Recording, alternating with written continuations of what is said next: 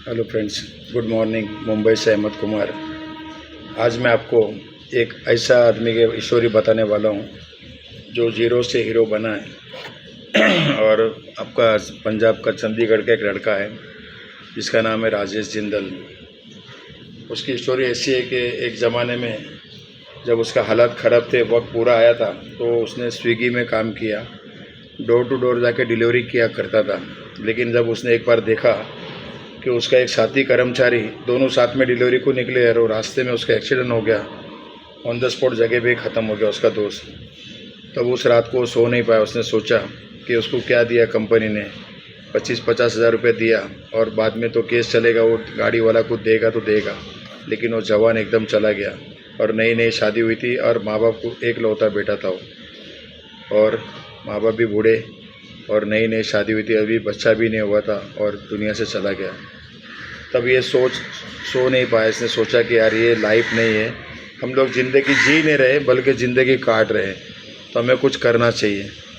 उसी दौरान देखो, सोचेंगे ना, कोशिश करेंगे ना, तो उसकी कभी हार नहीं होती है। हर एक के जीवन में एक अवसर गोल्डन आता ही है, लेकिन लोग समझते नहीं हैं। जब भी मौका मिलता है ना, तो उसको कैच करते नहीं है और चूक जाते हैं, है ना। इसको मौका मिला तो इसने एक ऐसा बिज़नेस शुरू किया जो होममेड था, और वो कोविड का ज़माना था। आज 5-6 बरस के अंदर आज वो जो राजेश जिंदल कभी स्विगी का ड्रेस पहन के लोगों के घर पे जाके बेल मार के उसको सामान दिया करता था, आज उसने वो ड्रेस अपने पास रखा है। लेकिन उसके पास कई अलग अलग सूट है जो कबाड़ में रखा है। जो शाहरुख खान, अमिताभ बच्चन पहनते ना, ऐसा सूट पहनता हो, क्योंकि आज वो एक बिजनेसमैन है, लग्जरी गाड़ी है, उसके पास खुद का बंगला है, चंडीगढ़ जैसे शहर में शान से रहता है। क्यों? तो उसने एक डिसीज़न लिया कि ज़िंदगी ये नहीं है। मैं इतना ही कहना चाहूँगा दोस्तों, 97% लोग हैं ना हार्ड वर्क करते हैं, गरीब पैदा होते हैं, गरीबी ज़िंदगी काटते हैं और गरीबी में मर जाते हैं और अपने वारिसों के लिए कर्जा छोड़ के जाते हैं। 3% लोग ऐसे हैं जो अमीर के घर में पैदा होते हैं और अपने इनकम को और बढ़ाते हैं और अपनी जायदाद को और बढ़ाते हैं। लेकिन कुछ ऐसे लोग हैं जो इस रेखा से निकल के उस रेखा में चले जाते हैं। कुछ लोग हैं जो गिने चुने होते हैं। अभी मैं सबके बारे में तो नहीं बोलूँगा, लेकिन जिसको मौका मिला और जिसने अपना दिमाग चलाया वो निकल जाते हैं और वो गरीबी से निकल के अमीरी में आ जाते हैं। और ऐसी अमीरी लोग सोचते नहीं। देखो, गरीब को हमेशा महंगाई नड़ती है, हर चीज़ नड़ती है, लेकिन जो अमीर होता है ना, उसको महंगाई कभी नहीं नड़ती। जितना महंगाई होगा ना, उससे ज़्यादा उसके पास इनकम आती है। जितना महंगा होगा ना, उसके पास उतना इनकम आती है, तो उसको महंगाई का डर कभी नहीं रहता है। और गरीब आदमी ना हमेशा अपना बजट संभालने में लगा रहता है और हमेशा ज़िंदगी में समझौता करते रहता है, समझौता। और उनके बच्चे, उनके फैमिली हमेशा घुट घुट के जीते। और जब भी कोई हेल्थ चैलेंज आ गया ना, उस वक्त उनकी हालत ख़राब हो जाती है। तभी लगता है कि काश अहमद सर बोलते थे ना, कुआं उस वक्त खोदो जब प्यास न लगी हो, प्यास लगेगी तो नहीं खोद पाएंगे। तब तक बहुत देर हो जाता है दोस्तों, बहुत देर हो जाता है। राजेश जिंदल जैसे कोई है। और एक किस्सा मैं बताऊंगा। पंजाब भटिंडा में एक नौजवान था जो आज मैं मेरी बाइक के ऊपर बैठ के वीडियो बना रहा हूँ। वो भी किसी सड़क के किनारे बैठ के बाइक रिपेयर किया करता था। वीरू मिस्त्री के नाम से लोग उसको जानते थे। आज वो आदमी करोड़पति ने, अरबोपति है। उसकी रोज़ की इनकम 1 लाख बोलूँगा तो कम है, रोज़ की, महीने की नहीं बता रहा हूँ, साल की नहीं, रोज़ की, पर डे 1 लाख बताऊँगा तो भी कम है। क्यों? कि उसने एक डिसीज़न लिया, उसको जीवन में मौका मिला। सॉरी, उसने अपनी लाइफ चेंज नहीं की, पूरी कैटेगरी चेंज कर दी। उसका जो बंगला है ना, लोग देखने आते, उसके पास ऐसी ऐसी गाड़ी है कि लोग देखने आते। कभी उसने पंजाब के सिवा कहीं बाहर गया भी नहीं था, आज वो पूरी दुनिया घूम रहा है। और 2-3 महीने में 5 स्टार होटल में 2-3 दिन जाके रिलैक्स होके आता है और 2-4 महीने में फ़ौरन घूम के आता है, वो भी फ्री, बिल्कुल फ्री, अपना पैसा कुछ नहीं। क्योंकि उसने एक डिसीज़न लिया था। लोग डिसीज़न नहीं लेते और जीवन काटते रहते हैं। कई ऐसे किस्से मेरे पास है दोस्तों के लोगों को मैं समझा के थक गया। मैं खुद एक बिजनेसमैन हूँ।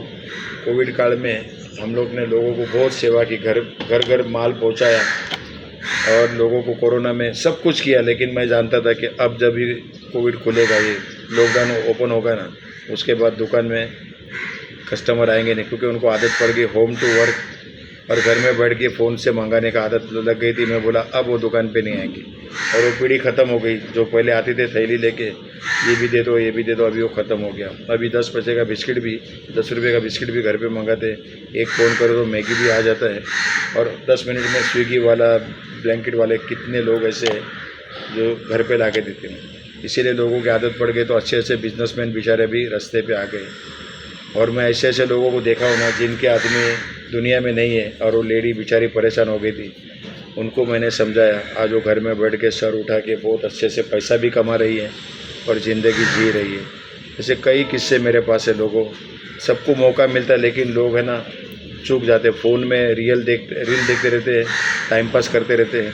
और सब माँ बाप अपने बच्चों को यही सिखाते, पढ़ो लिखो और जॉब करो। जॉब का मतलब ये होता है जस्ट ओबे द बॉस। ये वो भी job, just obey the boss. Time डालो पैसा कमाओ, टाइम डालो पैसा कमाओ। लेकिन कुछ ऐसे लोग हैं ना जो सोते भी रहते हैं ना तो भी पैसा आता है। जितना खर्चा करेगा तो उससे ज़्यादा वापस बैंक में आ जाता है। उसको बोलता है ज़िंदगी जीना। बाकी तो ज़िंदगी काट रहे हैं और चक्की पीस रहे हैं। आप अपने आप से सवाल करो कि आप 97 में हो कि 3% में हो। अगर 97 में हो तो उसमें आपका कोई गलती नहीं, क्योंकि आपने कोई एप्लीकेशन नहीं दिया था कि मुझे गरीब के घर में पैदा करो। लेकिन जीवन भर गरीब रह के गरीब मर जाओगे ना, वो आपकी गलती है। क्योंकि आपको मौका मिलता है लाइफ में, कोई ना कोई ईश्वर का दूत आता ही है, आपको एक अच्छा रास्ता बताता है। समझ में आएगा तो सब कुछ बदल जाएगा। हेल्थ भी आएगा, वेल्थ भी आएगा और खुशी अपने आप ही आएगी। नहीं समझ में आया तो फिर है ना चक्की पीसना है। और तुम्हारे मरने के बाद तुम्हारी पीढ़ी सोचो तुमको किस तरह याद करेगी। तुम्हारे फ़ोटो पे माला पहनाएगी चंदन का, या उठा के कचरे में फेंक देगी कि इसने हमारे लिए किया क्या था। आपके हाथ में है। एक डिसीजन तुम्हारी लाइफ में पूरी कैटेगरी चेंज कर सकते। समझ गए तो पैसा ही पैसा, न तो लाइफ तुम्हारा पहले जैसा। मुंबई से Ahmad Kumar, thank you very much.